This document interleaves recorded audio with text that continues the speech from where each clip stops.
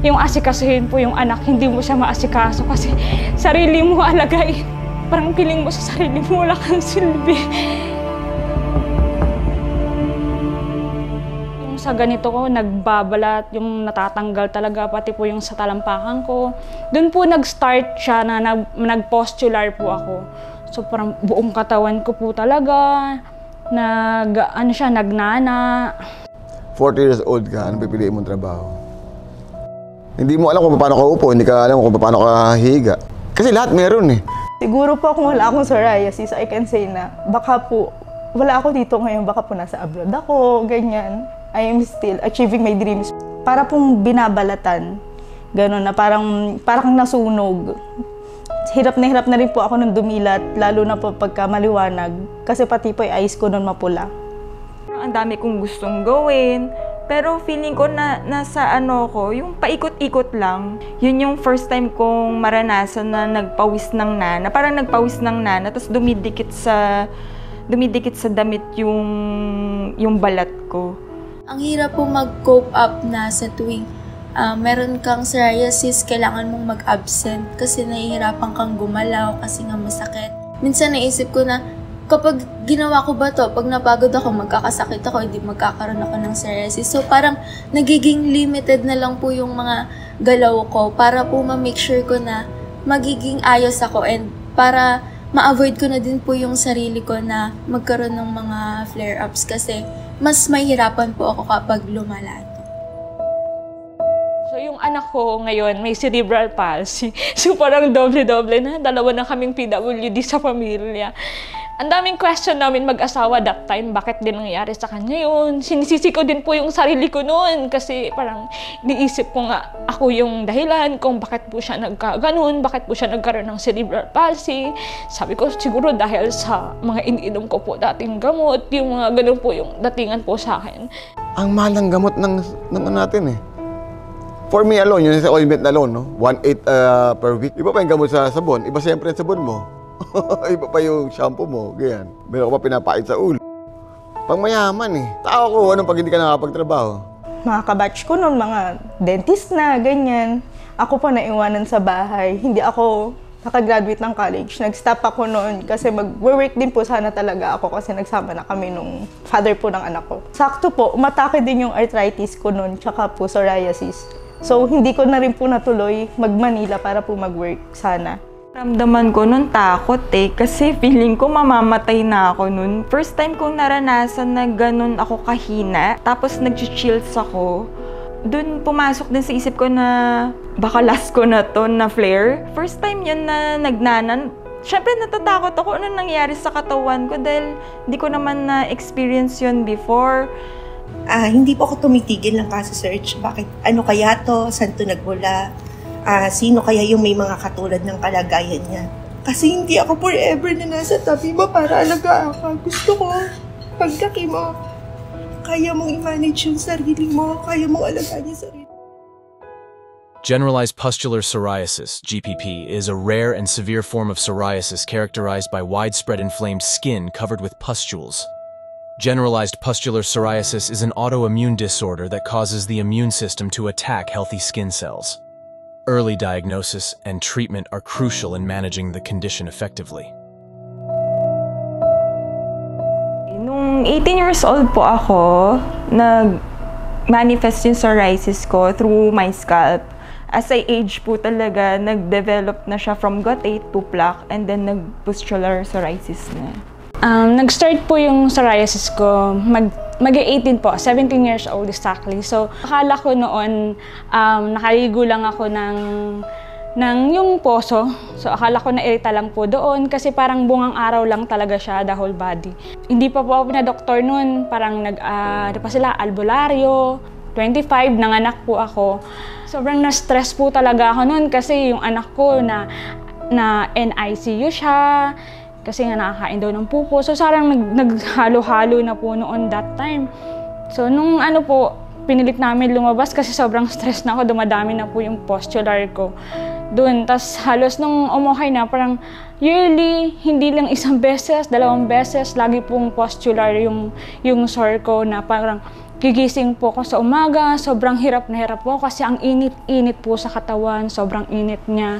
Nung grade 6 din ako, it started sa may scalp ko na akala nung brother ko, since na OFW both parents namin, akala niya simpleng dandruff lang. Lagi ako nagsusuot sa school ng hypoallergenic na necklace. Akala namin, simpleng allergy lang yung nasa leeg ko na umabot sa likod. Tapos, nung pina-check up namin, sa pedia muna, ang akala nila is ringworm. Year 2016 or 17 po yun, nung nag-start yung GPP ko, na akala ko infected na yung binti ko nung time na yon kasi may mga pustules na siya.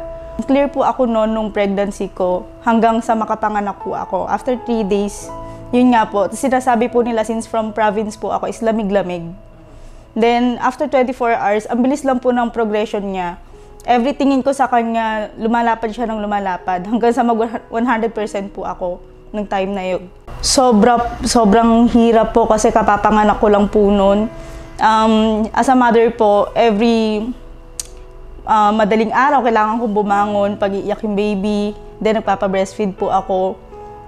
So, every time na bubuhatin ko po yung baby, masakit po.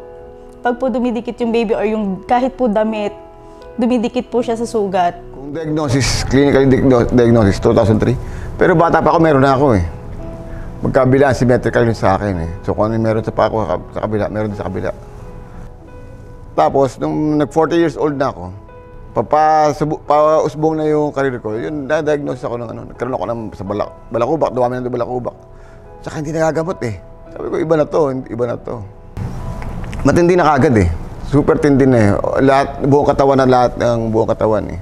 So, nag-exfoliate na ako. Tapos hindi ako makakilos. So, for a year, hindi ako makakilos talaga eh. Akala ko, mamatay na ako eh. Nag-start ang psoriasis ni Hannah since 2 months old. Na-misdiagnose siya as atopic dermatitis. And then, nung gumaling siya, 5 years old nung bumalik ulit yung ganong condition niya, psoriasis.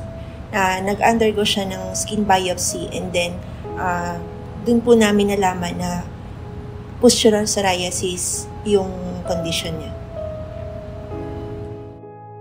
My name is Joelyn Punsal. I'm 27 years old. Sa mga kagaya ko pong may GPP, huwag niyo pong sukuan yung pangarap niyo. Kasi ako, sobra akong nagsisisi talaga. And kung if ever man na magkakaroon ng pagkakataon, siguro since sobrang baba na ng self-esteem ko and magkakaroon ng pagkakataon na maging clear man lang ilang years, susubukan ko pong ma-achieve yun. Sana kayo din. Ako po si Joel Mataro, 58 years old. You have to pray. Yun lang naman ang panlaban natin. Yung malaman mo na medyo sa taas, napakalaking bagay. I'm Starry Tito, 39 years old. Sa government po natin, I hope marinig niyo po ang daing namin na may GPP, na magkaroon po kami ng access sa gamot. Kasi talaga pong malaking tulong po to sa community namin. Yung simpleng mabuhay ng masaya, yung wala kang pain, napakalaking tulong po yun para sa amin. My name is Liza Reyes. I'm 37 years old. Hinihiling ko po sana sa government na sana po tulungan po yung mga kagaya po namin. Lalong-lalo na po yung mga wala po talagang sapat na budget para po ipagamot yung mga kagaya po namin. Kasi ang hirap po sa part namin, lalo po pag ganitong ang bigat sa amin financially, emotionally. So sana po mapansin po kami ng government. My name is Hannah Mariel A. Arjona. I am 17 years old. I'm Michelle Arjona. I am the mother of Hannah Mariel. Pag nagkaroon ng chance, ipapurso ko po maging doctor, maging dermatology po. And I'm hoping na in the future po, makatulong po ako dito sa Psoriasis Philippines. Ang masasabi ko lang po, lalo na sa mga kapwa ko po magulang na may mga anak po na nakakaranas po ng GPP. Mas habaan po yung pasensya, mas maging mapagmahal, lagi pong susuportahan yung mga anak nila. Kasi po, yun po yung makakatulong kung paano po nila harapin yung sitwasyon nila. Lalo na po, pagdating po ng mga flare-up days na natatanong nila sa sarili nila, bakit kami nagkakaganito? Ayoko na, bakit kailangan mangyari to? Ako po kasi lagi kong sinasabi sa anak ko, hindi bibigay sa'yo ni Lord pag hindi mo kaya. Kaya ka nagkaganyan kasi strong ka. Kasi kaya mo. Sabi ko, hindi ka naman nag-iisa sa mundo. Sabi ko, ganyan sa kanya, laban lang palagi. Ako po si Emily Casanova, isang IFPA GPP Ambassador. Mga 20 years na rin po ako may GPP at patuloy na nakikipaglaban sa rare disease na ito. At dahil nga po ito ay rare, tinataya mga 1.76 per million lang ang may ganitong sakit sa ating populasyon. Importante po sa tao may GPP ang maramdaman na may kadamay siya at hindi siya nag-iisa. Importante rin pong malapatan siya ng immediate care para po maiwasan ang komplikasyon.